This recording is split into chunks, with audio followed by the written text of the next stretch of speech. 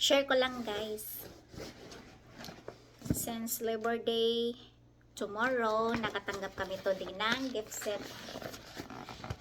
galing sa company. So, i-unboxing natin guys kung anong laman nito.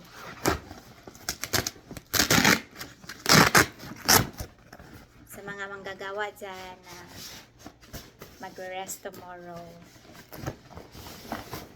kain kayo ng marami. Araw natin yan. Araw natin yan sa mga manggagawa natin. I-unboxing natin guys.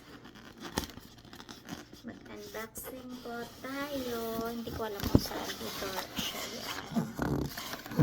Naka-tape siya. Oh my god. Paano ko siya i-unbox? Tangingi lang, no? I feel like crashing.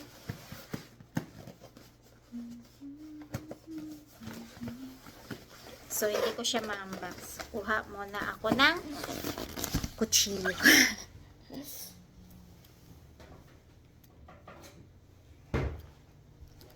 The moment of truth, charing. Kaya ragot-agod mga unboxing buti. Paminsan-minsan lang ko mag-unboxing na ma-gift set.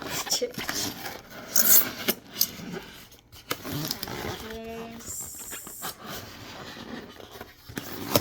Okay, na-open ko na. Ano kayang laman ito? Oh my!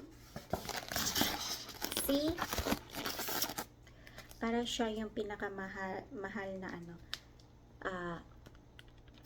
Hanok. Hanok ba? Or Hanoi? Uy, Hanoi nga! Hanoi siya na beef. Diba?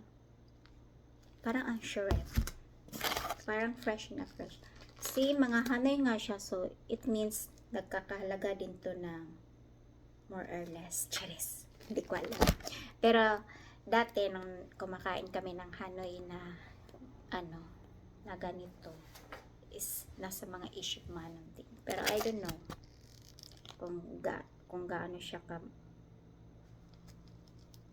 Hindi ko alam eh. Basta mamahalin to, alam ko. Kasi hindi ako makakabili ng ganito. So, thank you. Thank you sa blessings na tanggap namin, Lord. And sana marami pang blessings na darating. Char! Thank you guys. Share ko lang. Go too much. Kakain ako ng ganyan. Bye! Have a good day. And have a nice enjoy your Labor Day, guys. Bye.